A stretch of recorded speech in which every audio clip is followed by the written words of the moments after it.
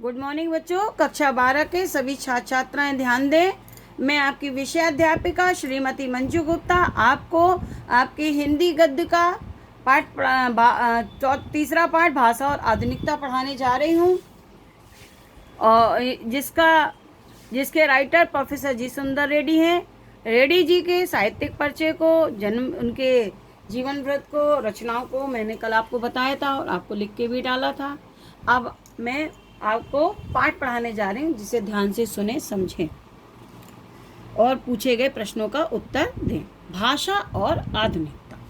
प्रस्तुत निबंध भाषा और आधुनिकता में लेखक प्रोफेसर जी सुंदर रेड्डी ने भाषा और आधुनिकता पर विशेष रूप से बल दिया है। इस लेख में उन्होंने वैज्ञानिक दृष्टि अपनाई है। उनका मत है कि भाषा परिवर्तनशील होती है, जिसमें नए भाव, नवीन मुहावरे, लोकोक्तियाँ, नई परंपराएं, नई शब्दावली सहजता से आती रहती हैं। भाषा में इन सब के प्रयोग से व्यावहारिकता आती है, जो अंततः भाषा में आधुनिकता लाती है। व्यावहारिकता की दृष्टि से प्रोफेसर रेड्डी का विचार है कि हमें वैज्ञानिक शब्दों को ज्यों के त्यों ग्रहण करना चाहिए, अर्थात उसका रूपांतरण नहीं करना चाहिए। आप पाठ देखिए। किसी भी क्षेत्र में रमणीयता लाने के लिए नित्य नूतनता की आवश्यकता होती है। रमणीयता माने सुंदरता, नूतनता माने नवीनता, नित्य माने हमेशा। इसी को दृष्टि में रखते हुए माघ ने कहा है, क्षणे क्षणे यन्वतामुपेति तदेव रूप रमणीयता। रमणीयता और नित्य नूतनता अन्योनाश्रित हैं। अन्योनाश्रित माने एक दूसरे पर आश्रित होना। रमणीयता के अभाव में कोई भी चीज मान्य नहीं होती। व्याख्या सुनिए इसकी। लेखक कहता है, क्योंकि भाषा के विषय में लिखा है, तो लेखक कहता है कि भाषा की नवीनता ही उसकी सुंदरता और रमणीयता का प्रतीक है। भाषा की नवीनता ही उसकी सुंदरता और रमणीयता का प्रतीक है। जो वस्तु रमणीय होगी वही नवीन भी होगी, और जो नवीन होगी वही रमणीय भी होगी। इस प्रकार नवीनता और रमणीयता एक दूसरे पर आश्रित हैं, और रमणीयता माने सुंदरता के अभाव में कोई भी चीज स्वीकृत नहीं होती है। बिना रमणीयता के कोई भी वस्तु का कोई महत्व नहीं होता। नित्य नूतनता किसी भी सृजक की मौलिक उपलब्धि की प्रामाणिकता को सूचित करती है, और उसकी अनुपस्थिति में कोई भी चीज वस्तुतः जनता व समाज द्वारा स्वीकृत नहीं होती। लेखक कहता है, सृजक माने कलाकार, निर्माणकर्ता। ठीक है, तो कोई कलाकार भी किसी चीज का निर्माण करता है और साहित्यकार भी साहित्य का निर्माण करता है। इसीलिए लेखक कहता है कि इसी प्रकार कलाकार की रचना में व्याप्त नवीनता ही उसकी मौलिकता का सबसे बड़ा प्रमाण होता है। इस नवीनता के होने पर ही समाज उसकी रचना को, साहित्यकार की रचना को या कलाकार के सृजन को, निर्माण को आकर्षित करता है, और वही नवीनता ही, जब तक उसमें नवीनता नहीं होगी, जब तक उसमें आकर्षण नहीं होगा, तो समाज उसको स्वीकार नहीं करेगा। सड़ी गड़ी मान्यताओं से जकड़ा हुआ समाज जैसे आगे नहीं बढ़ सकता, वैसे ही पुरानी रीतियों और शैलियों की परंपरागत लीक पर चलने वाली भाषा भी जन चेतना को गति देने में प्रायः असमर्थ रह जाती है। लेखक कहता है, जैसे अगर पुरानी मान्यताओं में जो समाज जकड़ा होगा, तो वो समाज पुरानी लीक में जकड़ा रहेगा तो उसका विकास नहीं होगा, और वैसे ही पुरानी रीतियों पर, जो भाषा पुरानी शैली पर, परंपरागत शैली पर चलती रहेगी, तो भाषा उस शैली पर चलने वाली, उस परंपरागत रीत पर चलने वाली भाषा भी जन को चेतना देने में प्रायः असमर्थ रह जाती है। भाषा समूची युग चेतना की अभिव्यक्ति का एक सशक्त माध्यम है। सशक्त माने मजबूत, और ऐसी सशक्तता वे तभी अर्जित कर सकता है, और ऐसी सशक्तता तभी वे अर्जित कर सकती है। कौन? भाषा। भाषा ऐसी सशक्तता तभी अर्जित कर सकती है जब वह अपने युगानुकूल सही मुहावरों को ग्रहण करे। लेखक कहता है भाषा में सशक्तता तभी अर्जित होगी जब वह समय के अनुसार मुहावरों को ग्रहण कर सके।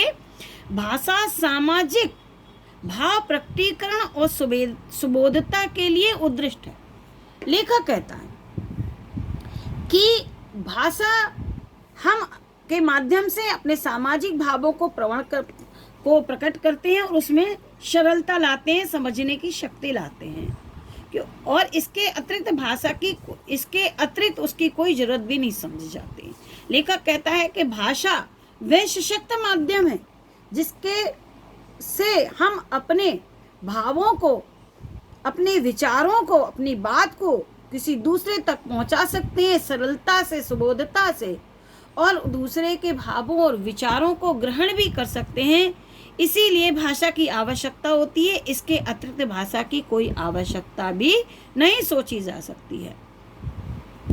इस उपयोगिता की सार्थकता समसामयिक सामाजिक चेतना में प्राप्त माने द्रष्टव्य अनेक प्रकारों की संश्लिष्टताओं की दुरूहता का परिहार करने में ही निहित है। भाषा की उपयोगिता की सार्थकता क्या है कि वे अपने सरलता से समाज में चेतना व्याप्त कर सके और उसकी कठिनाइयों को दूर कर सके। बच्चों, आज मैं यहीं तक पढ़ा रही हूँ। इसके कुछ प्रश्न उत्तर हैं जो आपसे प्रश्न पूछे जाएंगे, उसके उत्तर आप कैसे लिखेंगे ये भी मैं आपको बताऊंगी। तो आप एक एक प्रश्न को सुने और उसके उत्तरों को समझें, फिर उसे अपनी कॉपी में लिखें।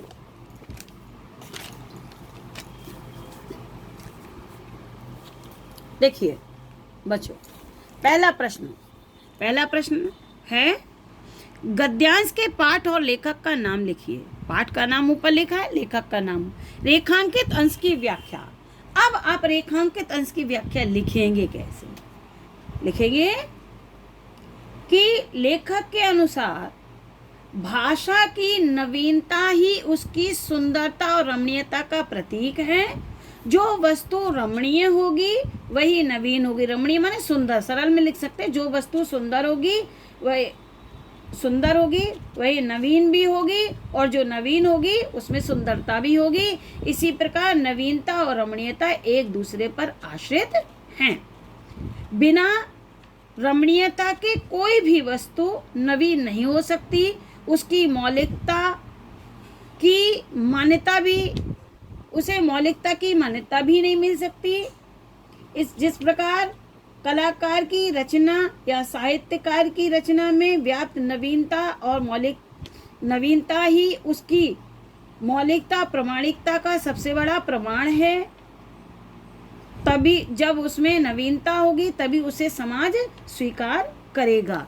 इस तरह से मैंने आपको पहले भी समझा दी। आप इसकी व्याख्या लिखेंगे। आप समझ के लिखिएगा, प्रयास कीजिएगा लिखने का। फिर जब विद्यालय खुलेंगे तो आपकी समस्याओं का समाधान भी किया जाएगा। तीसरा प्रश्न है रमणीयता और नित्य नूतनता किस प्रकार अन्योन्याश्रित है? उत्तर लिखा। उत्तर आप कैसे लिखेंगे? लिखेंगे भाषा और नवीनता ही उसकी सुंदरता और रमणीयता का प्रतीक है। जो रमणीय होगी वह नवीन होगी और उसमें सुंदरता होगी, और जो जिसमें रमणीयता होगी उसमें सुंदरता भी होगी। इसी प्रकार नवीनता और रमणीयता एक दूसरे पर अन्योन्याश्रित हैं।